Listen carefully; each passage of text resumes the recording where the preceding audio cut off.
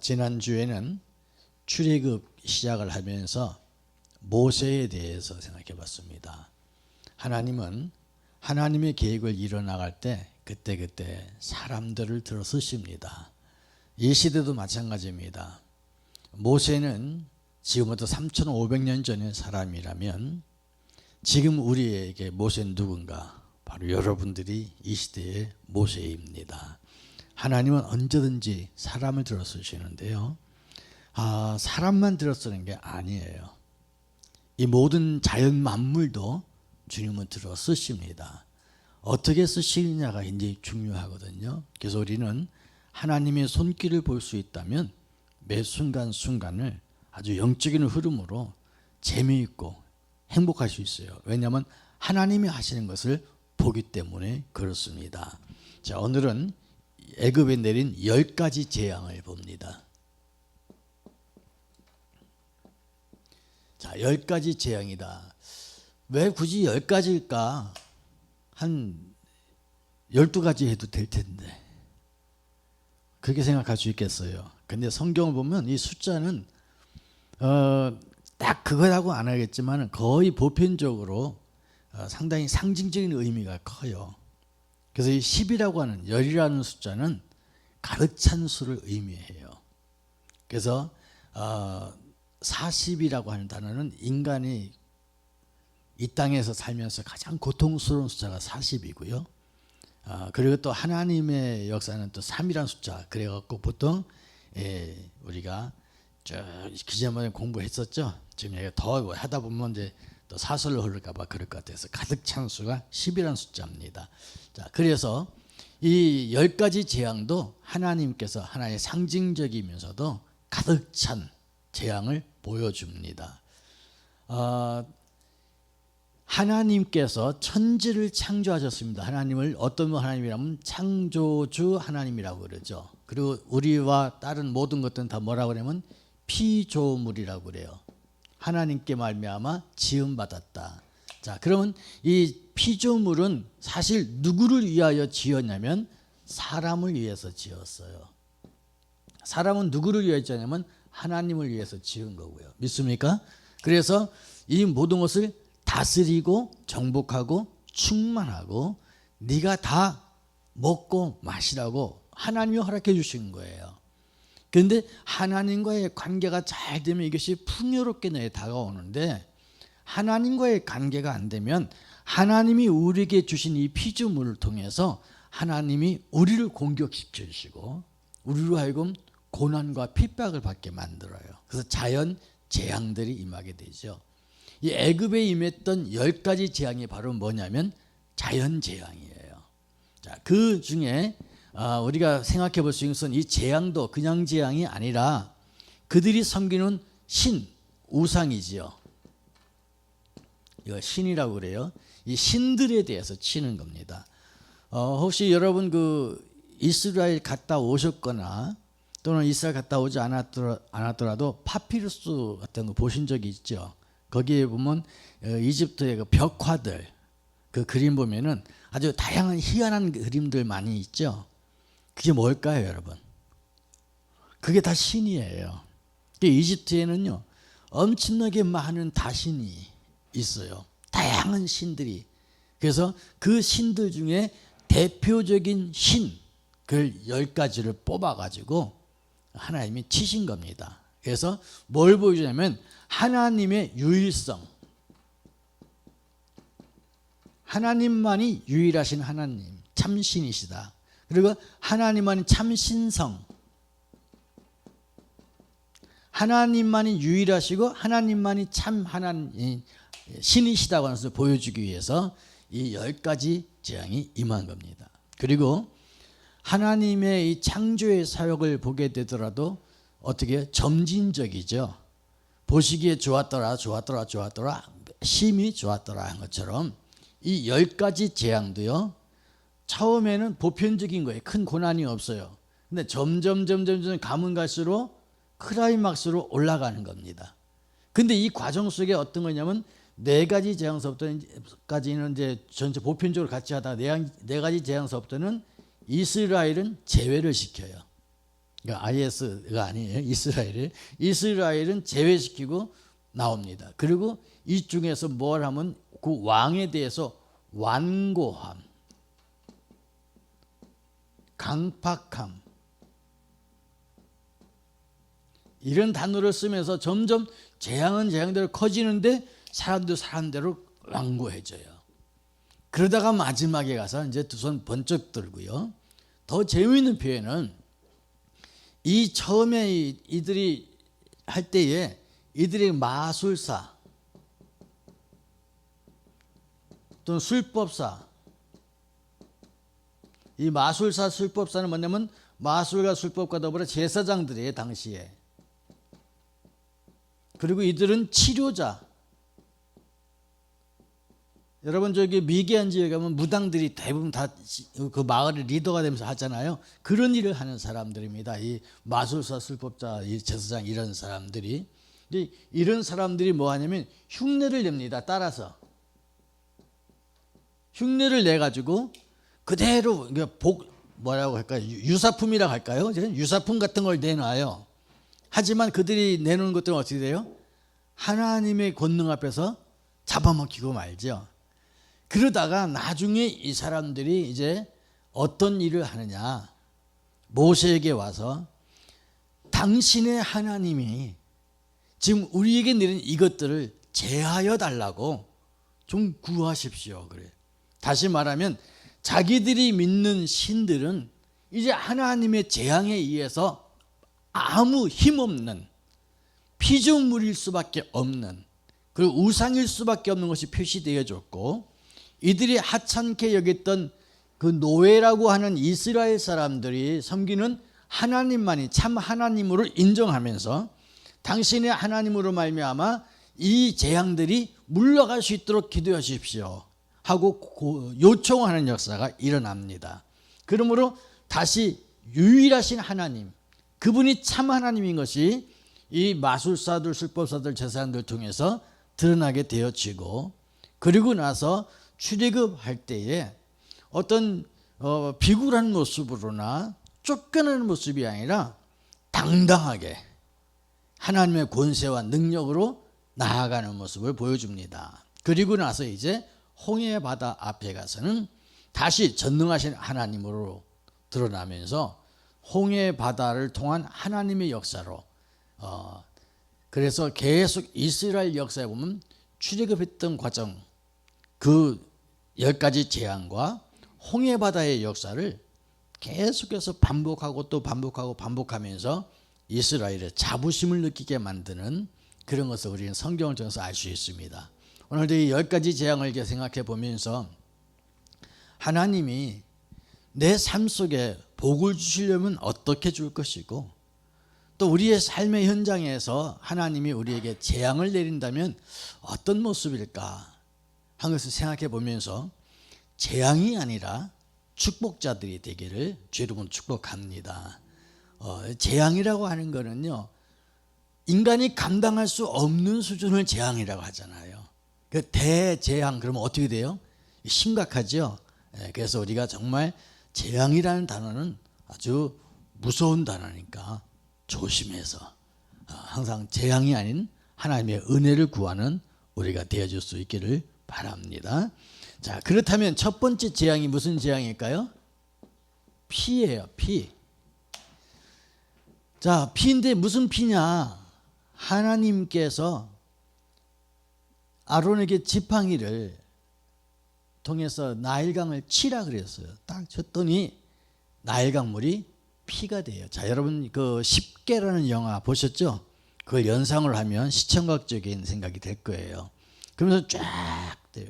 이 자유주의 신학자들은요, 이 부분을 뭐라고 얘기하냐면은 그거는 저녁에 노을이 져서 태양이 뻘겋게 보인 것이다, 이런 얘기를 해요. 참 그 사람들 보면은 아주 이 말도 재밌게 만들어요. 그런데 저녁 노을이 3일 내내 지냐고요. 피의 재앙이 3일간이었어요. 그 다음에 저녁 노을 져가지고 나일강에 있는 모든 물고기가 죽습니까? 아니잖아요.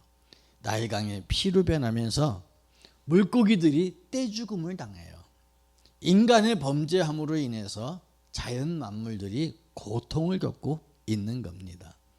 그리고 나서 마실 물들이 없어서 애굽 사람들이 샘을 파기를 시작을 해요.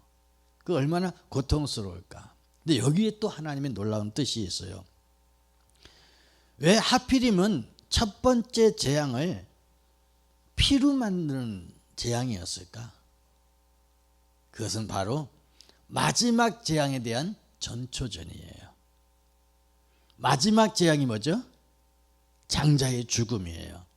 장자의 죽음을 보여주는 것이 바로 유월절입니다.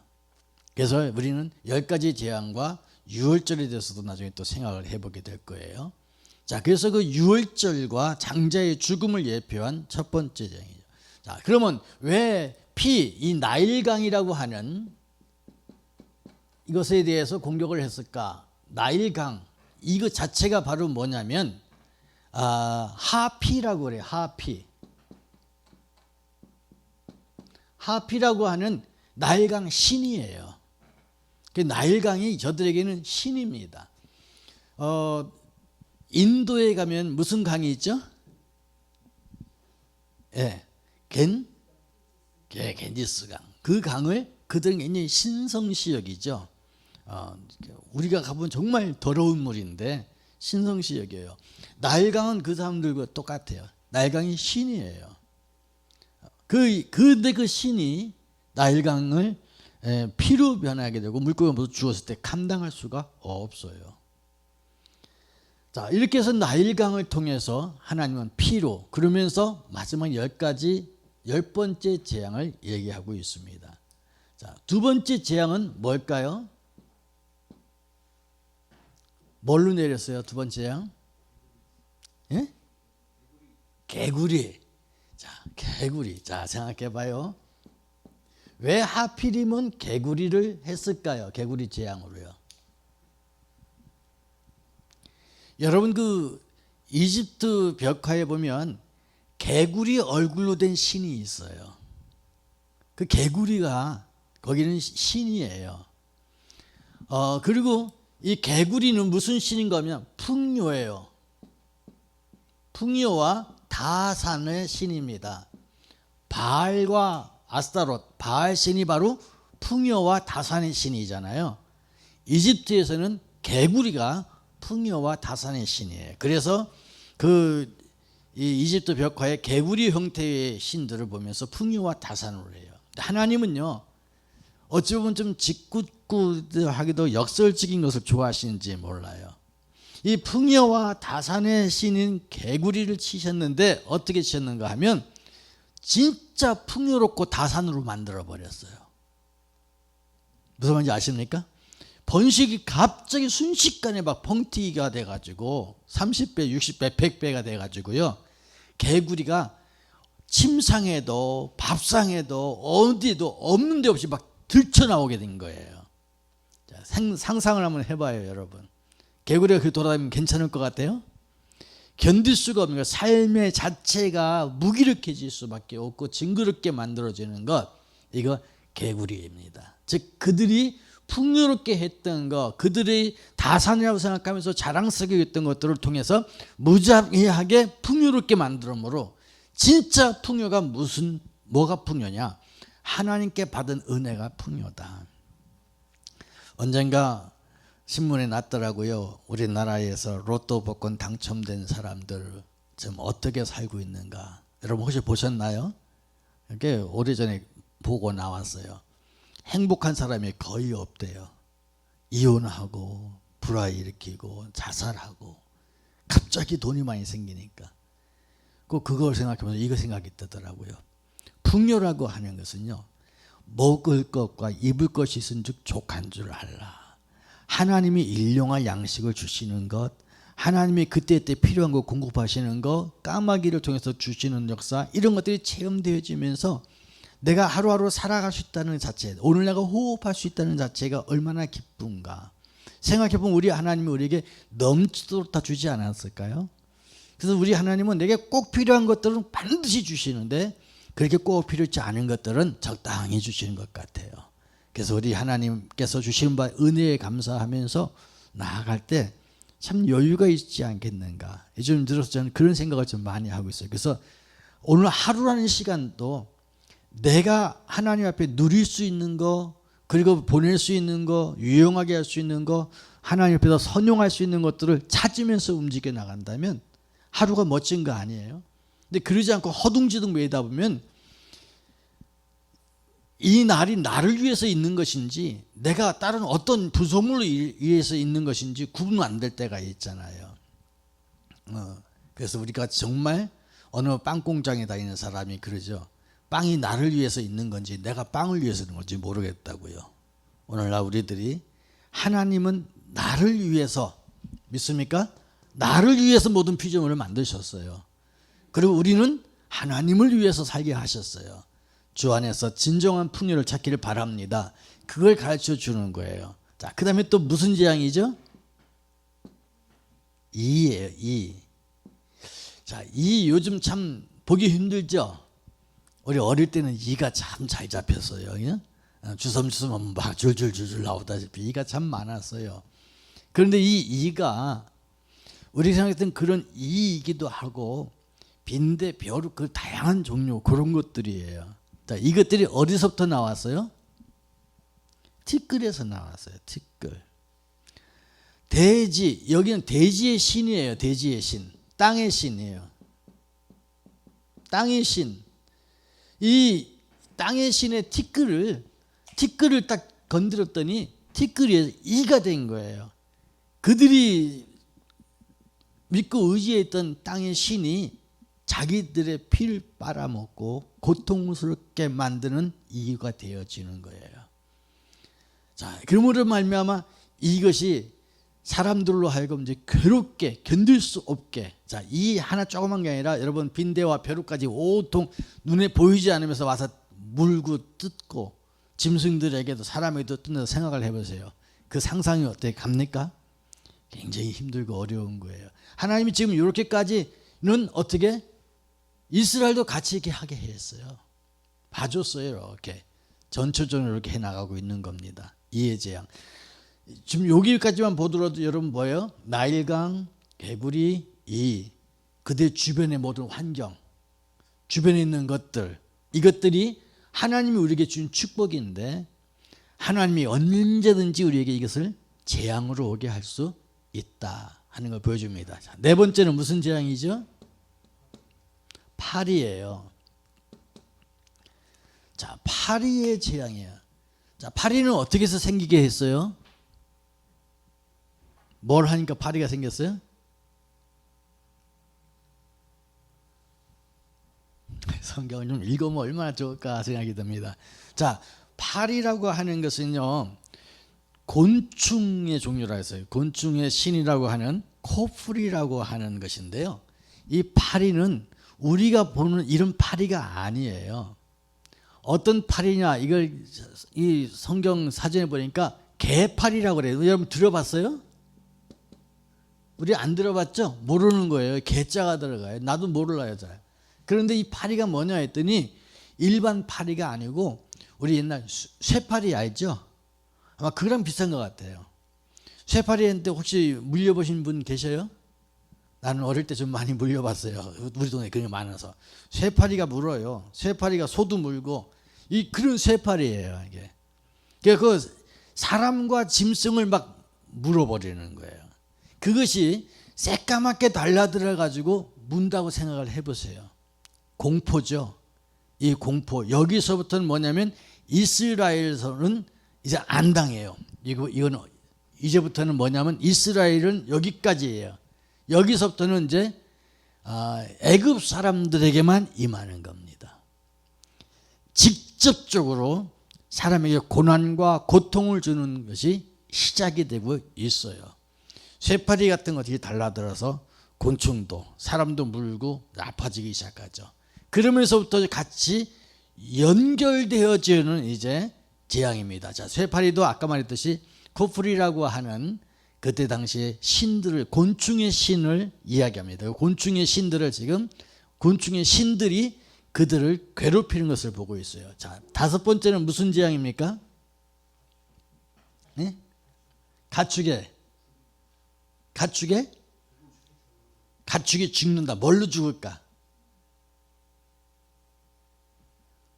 뭘로? 거의 다 나왔는데 가축이 그냥 죽는 게 아니라 뭔가 재앙으로 죽잖아요. 예, 전염병이에요. 이거를 성경에는 악질 재앙이라고 그래요. 악질. 이거 전염병인데 가축들이 이제 죽어나가요. 병으로. 지금 조류독감 또는 뭐 아프리카 돼지열병 많이 생기죠. 얼마나 비상이 걸려요. 그 뉴스에서 살처분하는 거 보면 참 살 떨리는 경우도 종종 볼 수 있어요. 모든 피조물의 생사 여탈권을 누가 갖고 있느냐? 하나님이 갖고 있다는 뜻입니다. 당시에 이 가축들에 대해서 이들은 이것도 신으로 여겨요. 그래서 아피스라고 하는 신이 있어요. 가축의 신. 그 가축의 신이 소의 형상을 갖고 있거든요. 근데 이걸 위해서 죽어갑니다. 그래서 뭐가 많이 중요하면은 낙타, 양, 소, 말 이런 가축들이 다 죽어나갑니다. 당시 최고의 재산 목록으로 삼았던 것들이 지금 이제 막 야가 나가는데 심한 돌림병으로 해서 손 쓸 수가 없어요. 자, 여러분이 아프리카 돼지열병, 조류독감 생기면 손 쓸 여력이 없죠. 그냥 휩쓸고 가는 거예요. 지금 우리가 마스크 쓰고 있잖아요. 코로나도 한번 어떻게 돼요? 코로나가 한번 휩쓸면 그런 것처럼 지금 이런 악질의 재앙이 시작되는 겁니다. 자, 여섯 번째는 또 뭘까요? 사실 이거 다 기억 못해요. 저도 외워보려고 몇 번 했는데 못 외워서 여러분이 같이 물으면서 생각난 대로 하는 거거든요. 이게 참 답답하네요. 자, 여섯 번째 뭘까요? 자, 이걸 공부하면서 이게 다 외우는 것보다는 이게 당시 애굽에 이렇게 다양한 신들이 있었다. 그리고 그 신들이 하나님 앞에 재앙으로 쓰임 받았고, 그리고 맥이 없었고, 창조주 하나님, 전능하신 하나님이 어떤 분인지 그걸 보여준다 하는 것이죠. 자, 이번에는 악성 종기예요. 아까 이게 악질과 비슷하죠. 악성 종기가 뭘까요? 피부병이에요. 악성 종기가 생겨요. 피부병이 생기기 시작해요. 이건 뭐냐면 이제 그 수포 같은 거 있죠. 수포가 생기면서 터지고 붉은 반점이 생기고 가려워 견딜 수 없고, 약 중에 이 피부병 약이 상당히 독하다고 하는데 지금이야 상당히 그런 약들이 개발돼서 괜찮지만은 그때 당시만 해도 이게 피부병이 도지기 시작하면 견딜 수가 없어. 품위를 지키지를 못해. 서로 극극 박박 얼굴에 진물 나고 온통 붉은 반점이 생기고 하는 이런 악성 전염병이 생겨지게 되어졌습니다. 이 악성 전염병에 대한 이 피부병, 이것을 메리스신이라고 해요. 메리스신. 이들이 이 메리스신이라고 하는 돼지의 신인데요. 또 의술의 신이에요. 근데 의술의 신이라는 그 메리스신을 완전히 꼼짝 못하게 만들어 놓은 겁니다. 자, 여기에서 이제 누구까지 걸렸을까요? 이거 병을 고치는 이 사람들도 걸려서 모세 앞에 이제 나오지를 못해요. 여기 다섯 번째까지는 그래도 모세 앞에 나와가지고 뭔가 이렇게 맞짱 뜨려고 포문 잡았다가 여섯 번째 딱 피부병에는 마술사들까지 완전히 걸려가지고 모세 앞에 나오지를 못하는 겁니다. 다시 아까 말씀했죠. 마술사, 술법사 세상들이 뭐냐면 치료자예요.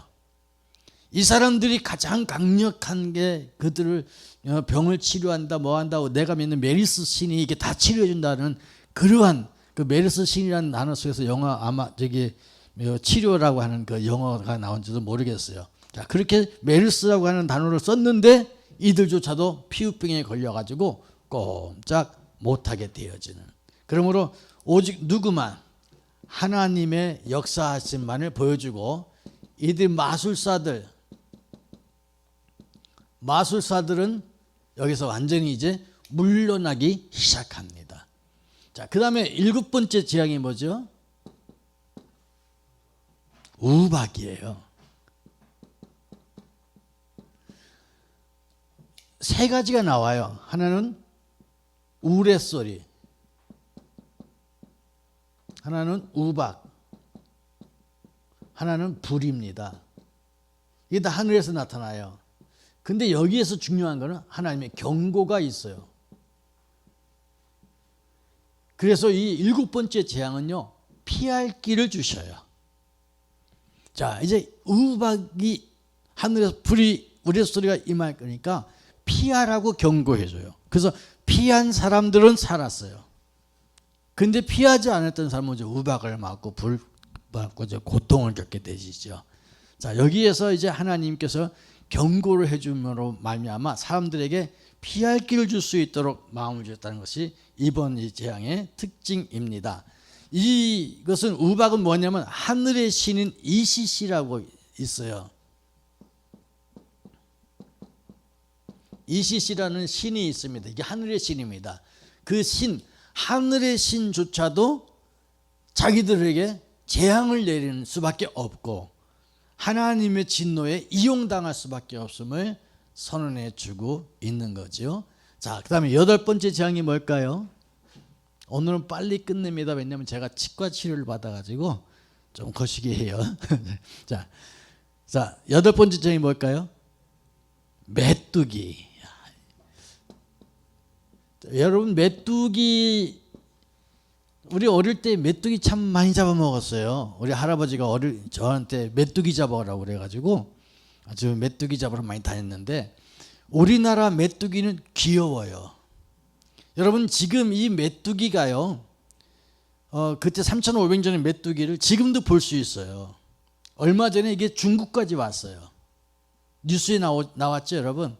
거의 이 손가락 길이만한 엄청나게 큰 메뚜기들이 저 중동과 아프리카, 여기 중국까지 가끔 이게 퍼져서 다닐 때가 있어요. 근데 그 메뚜기를 성경에 뭐라고 나왔냐면요, 하나님의 군대라고 그래요.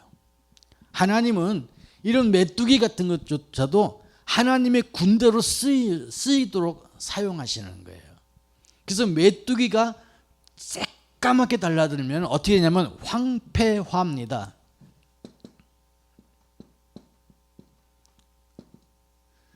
이 애굽은요, 나일강을 통해서 기름진 삼각주가 있어서요, 곡창이 대단해요.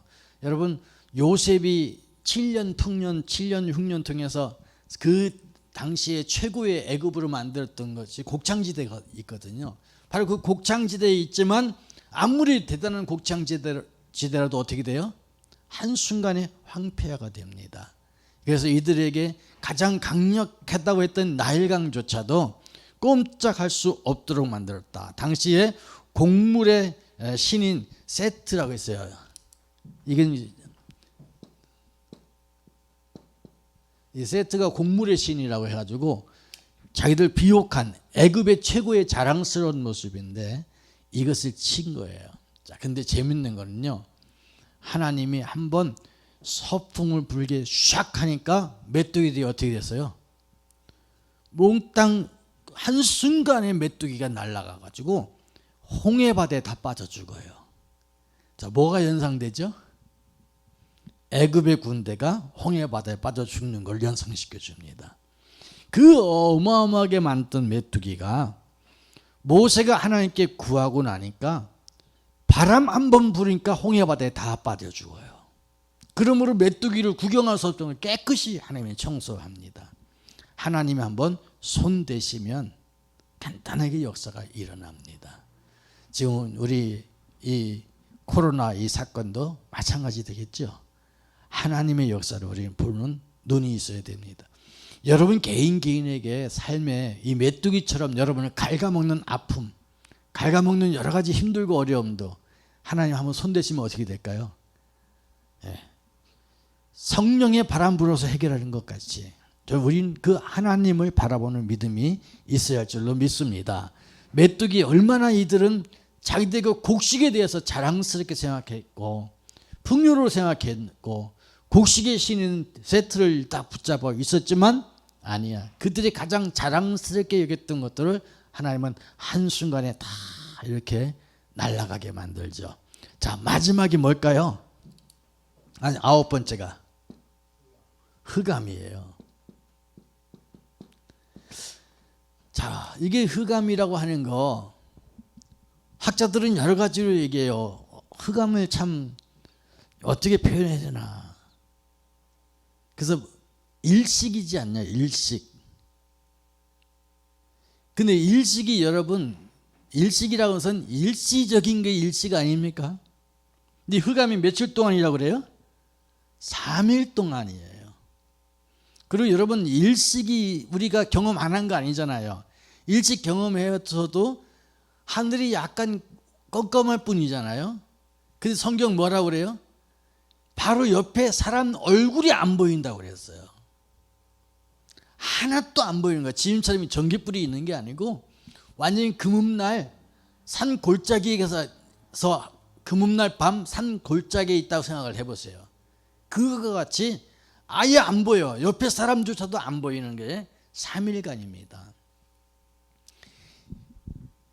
애굽에서의 최고의 신이 그게 바로 뭐냐면 태양신이에요. 애굽의 최고의 신 태양신을 섬겼는데 태양신 자체가 어두워지는 거예요.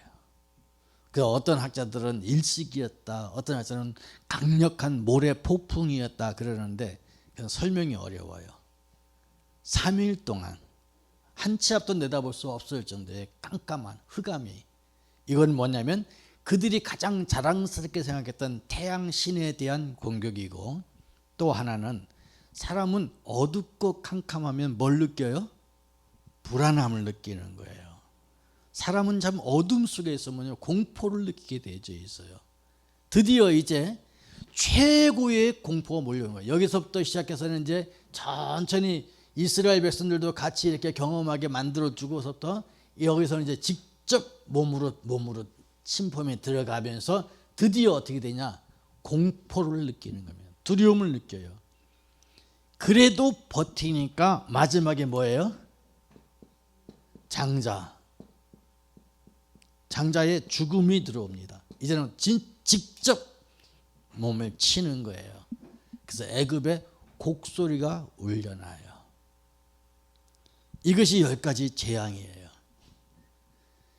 자, 근데 이 최고의 죽음이라고 하는 이것이 재앙이 클라이막스고 대표인데, 이 클라이막스의 대표, 이거를 이길 수 있는 것이 뭐였어요? 유월절이에요. 자, 흑암이 그때의 최고의 공포였어요. 두려움과 떨림이었어요.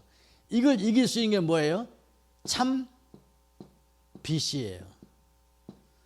다 예수 그리스도의 역사를 보여주고 있는 겁니다. 오늘날 저와 여러분이 이 땅에 살아가면서 힘들고 어려운 일들이 얼마나 많은지 몰라요. 그리고 지금은 어찌 보면 재앙의 시대라고 그래요. 아침에 제가 새벽 기도를 오려고 하면 저희 현관에 신문이 있어요. 그러면 엘리베이터 기다리면서 신문 타이틀 딱 보면 밝은 내용이 거의 없어. 그냥 서민들 힘든 내용들만 쭉쭉쭉 와요. 오늘 아침에 딱 했더니 이제는 그게 공시지가 90% 카드 쓴다. 또 어디 있다 보니까 이제는 모르겠어요. 서민 죽이는 내용들만 매일마다 타이틀이야. 그래서 주여 좀 밝은 거 없을까요? 우리 인생이 그래요. 좋은 것 같고 하지만 어둠은 더 진해져요. 다시 말하지만 골짜기가 높을수록 어떻게 돼요? 산은 높고 산은 높을수록 골짜기는 깊어요. 빛이 강하면 강할수록 뭐가 더 진해져요? 그림자가 진해지는 거예요. 그렇기 때문에 이게 항상 공존해요. 공존을 하지만 하나님의 사람은 흑암을 바라보는 게 아니라 뭘 봐요? 참빛을 바라봅니다. 세상에 장자의 죽음에 슬픔이 있어요. 하나님의 사람은 슬픔이 아니라 돌아가신 예수 그리스도를 통해서 내가 살아남의 은혜를 바라볼 수 있어야 됩니다. 이제 오늘 마무리를 해보겠습니다. 10가지 재앙이라고 하는 것은 딱 10가지만 할 수 있느냐 그게 아니라 하나님은 이 땅의 모든 창조물을 지은 것 같이 이 모든 창조물이 사실 우리에게 모두 재앙이 될 수도 있다. 이 창조물은 하나님이 우리 사람을 위해서 지어져서 우리로 하여금 충만하게 다스리라고 했는데 하나님과의 관계가 어긋나게 되면 모든 피조물들이 다 재앙이 될 수 있다. 그런데 사람들은 하나님이 우리를 위해서 주신 이 창조물을 향해서 뭐라고 그래요? 신이라고 그러면서 우상으로 섬기고 있어요. 그렇기 때문에 우상을 섬기는 모든 과정은 하나님의 진노의 통로일 수밖에 없다. 믿습니까? 그래서 우상을 섬기는 순간 하나님이 주신 축복이 우상이 되는 순간에 그것은 재앙의 통로가 된다. 하나님은 재앙을 내릴 때 그냥 내리지 않냐고 반드시 어떻게 했어요? 그 우상이라고 하는 걸 통해서 재앙을 내렸습니다. 재앙을 내리는 목적이 뭐냐면 참 하나님인 유일하신 하나님, 참 살아계신 하나님, 그 하나님이 유일성과 참 신성인 것을 보여주는, 세상의 모든 건 다 헛되며 헛되고 헛되다고 하는 걸 보여줘서 하나님만을 섬기고 찬양하라고 만든 겁니다. 여러분을 하나님이 불러주신 것은 하나님이 이거 알려주고 그리고 여러분들 통해서 하나님의 살아계심을 보여주려 하신 거기 때문에 우리는 하나님의 의의 도구인 줄로 믿습니다. 그럼에도 불구하고 세상에 살면서 우리가 패배의식에 쩔거나 사람들한테 눌려 산다면 하나님이 슬퍼합니다. 가장 약한 존재인 것 같아도 사실은 가장 강한 존재예요. 이 율법사들의 지팡이는 멋있었을 거예요. 그러나 모세가 들고 있었던 그 아론의 지팡이는 목자로서 별볼 없는 지팡이였어요. 하지만 능력과 권세는 거기서 나타난 줄로 믿습니다.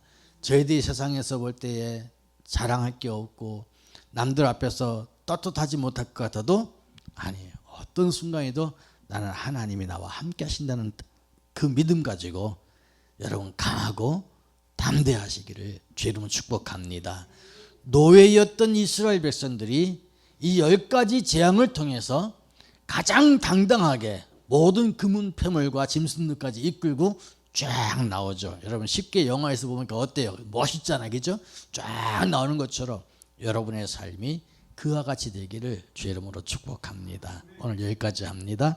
하나님 아버지 감사합니다. 삶의 모든 현장이 축복일 수도 있고 삶의 모든 현장이 저주일 수도 있는데 우리는 재앙을 바라봄이 아니라 축복을 바라볼 수 있게 하옵시고 우리의 능력이 아니라 공급하시는 주의 능력 바라보고 승리케 하여 주옵소서. 귀한 성도님들에게 은혜 베풀어 주시기를 소망하며 살아계신 예수님 이름으로 기도하옵나이다. 아멘. 하늘에 계신 우리 아버지여 이름이 거룩히 여김을 받으시오며 나라 임하옵시며 뜻이 하늘에서 이룬 것 같이 땅에서도 이루어지리이다. 오늘날 우리에게 일용할 양식을 주옵시고 우리가 우리에게 죄 진 자를 사하여 준 것 같이 우리의 죄를 사하여 주옵시고 우리를 시험에 들게 하지 마옵시고 다만 악에서 구하옵소서. 대개 나라와 권세와 영광이 아버지께 영원히 있사옵나이다. 아멘.